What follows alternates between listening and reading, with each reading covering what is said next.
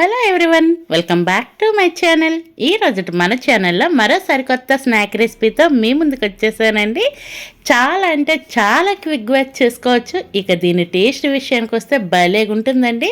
Tomato కెచప్తో కానీ లేదంటే ఇలా తిన్నా సూపర్ ఉంటుంది. మీరైతే ఫుల్గా వీడియో చూసేయండి, ఎక్కడ స్కిప్ చేయకుండా. రెసిపీ అయితే అదిరిపోతుంది. ఇక రెసిపీ స్టార్ట్ చేసుకుందామా? దీనికోసం అయితే ఒక 3 బంగాళదుంపలు ముందుగానే ఉడకబెట్టుకున్నా అండి. ఇలా ఉడకబెట్టుకున్న బంగాళదుంప పైన ఉన్న పొట్టుని తీసేయండి. బంగాళదుంపలు కంపల్సరిగా మెత్తగానే ఉడకాలండి. ఇలా తీసేసిన తర్వాత నేను ఇలాగా స్ట్రైనర్లో పెట్టేసి మెత్తగా ఇలా మ్యాష్ చేసుకున్నా పర్వాలేదు. లేదు అనుకుంటే ఇలా కింద వరకు వస్తే లమ్స్ ఏమీ లేకుండా మెత్తగా వచ్చేస్తుందండి. మొత్తానికి బంగాళదుంపని లమ్స్ లేకుండా మెత్తగా ఇలా తురిమేసుకోవాలి. ఇలా అన్నింటినీ చేసుకున్నాక మీకు మళ్ళీ చూపిస్తా. ఈ విధంగా తురిమేసి పెట్టేసుకున్నాను. ఇలా తురిమేసి పెట్టుకున్న తర్వాత ఇందులో ఒక 2 స్పూన్ల వరకు బియ్యం పిండి వేసుకోండి. నేను ఇక్కడ డైరెక్ట్గా బియ్యం పిండి వేసేస్తున్నాను కదా, మీరు కొత్తగా చేసేవాళ్ళైతే ఫస్ట్ ఒక స్పూన్ చొప్పున వేసుకోండి. అలాగే ఒక 2 స్పూన్ల కార్న్ఫ్లోర్ వేసుకోండి. 2 స్పూన్ల బియ్యం పిండి, 2 స్పూన్లు కార్న్ఫ్లోరు, అలాగే సన్నగా కోసుకున్న కొత్తిమీర తరుగు వేసుకొని దీన్నైతే కనుక ఇందులోనే రెడ్ చిల్లీ ఫ్లేక్స్ నేను వేసుకుంటున్నాను. ఒకవేళ రెడ్ చిల్లీ ఫ్లేక్స్ లేకపోతే సన్నగా పచ్చిమిరపకాయలు కోసుకొని వేసుకోండి. అలాగే ఒక పావు స్పూన్ వరకు బేకింగ్ పౌడర్ ఉంటే బేకింగ్ పౌడర్ వేసుకోండి, లేదు అనుకుంటే దాన్ని స్కిప్ చేసేయండి. అలాగే రుచికి సరిపడినంత ఉప్పు వేసుకొని ఇవన్నింటిని బాగా కలిసే విధంగా కలిపేసుకోండి.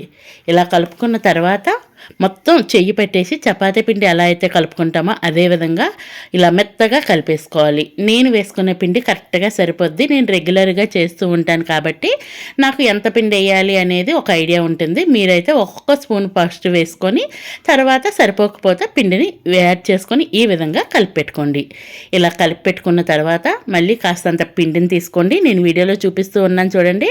అలా పిండిని తీసుకొని ఫస్ట్ ఒక బాల్ లాగా అయితే రెడీ చేసుకొని ఇలా ఒక సిలిండర్లా చేసుకుంటే కనుక మీకు ఇక్కడ సైజు అనేది మీకు కాస్త మందంగా కావాలనుకుంటే కొంచెం లావుగా చేసుకోవాలి, లేదు అనుకుంటే కాస్తంత పలచగా చేసుకోవాలి.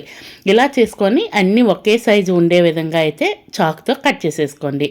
ఇలా మొత్తం అన్నీ కట్ చేసుకున్న తర్వాత ఒక ఫోర్క్ తీసుకొని షేప్ అయితే ఇచ్చేద్దాం. ఫోర్క్తో ఇలా ప్రెస్ చేస్తే మనకి ఒక మంచి షేప్ వస్తుందండి. లేదు అనుకుంటే ఒకవేళ ఈ షేప్ మాకు వద్దు అనుకుంటే నార్మల్గా బిల్లల్లాగా కూడా చేసేసుకోవచ్చు. అన్నీ ఇదే విధంగా చేసుకోవాలి. అలాగే మన ఛానల్ ఇంతవరకు ఎవరైనా సబ్స్క్రైబ్ చేయకుండా చూస్తే ప్లీజ్ అండి సబ్స్క్రైబ్ చేయండి. వీడియో నచ్చితే లైక్ చేయండి. మీ ఫ్రెండ్స్ అండ్ ఫ్యామిలీ మెంబర్స్కి షేర్ చేయండి. ఇంకా మన ఛానల్లో మంచి మంచి స్నాక్ రెసిపీస్ ఉన్నాయి. మీకు టైం కుదిరితే కనుక వాటిని కూడా చూడటానికి ట్రై చేయండి. ఫైనల్గా అయితే అన్నింటినీ ఇలా రెడీ చేసేసుకున్నాను. నెక్స్ట్ అయితే కనుక స్టవ్ వెలిగించి డీప్ ఫ్రైకి ఆయిల్ కూడా పెట్టేసుకున్నా. ఆయిల్ వేడైనాక నేను ఇక్కడ పల్లి నూనె వాడుతున్నానండి.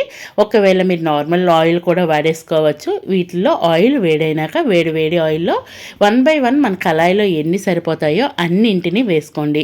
కానీ పల్లి నూనె కానీ నువ్వుల నూనె కానీ ఫ్రై చేసినప్పుడు చూసుకోవాలి, బాగా పొంగిపోతుందండి. ఇది అసలు జనరల్గా చెప్పాలంటే బయటన పల్లి నూనె అని జరిగింది, మరి ఒరిజినల్ కాదు కాబట్టి అంత పెద్దగా పొంగట్లేదు. ఇలా వేసుకున్నాక 1 సైడ్ ఫ్రై అయ్యాక రెండో వైపు అయితే టర్న్ చేసుకోవాలి. 2 వైపులా ఖచ్చితంగా మంచి గోల్డెన్ బ్రౌన్ కలర్ వచ్చేంత వరకు ఫ్రై చేయాలి. అలా డార్క్ కలర్ వస్తే కనుక బయటను క్రిస్పీగా లోన సాఫ్ట్గా భలే రుచిగా ఉంటుందండి. ఇలా 2 వైపులా మంచిగా కలర్ వచ్చిన తర్వాత దీనిని ఆయిల్లో నుంచి అయితే తీసేసుకోవాలి.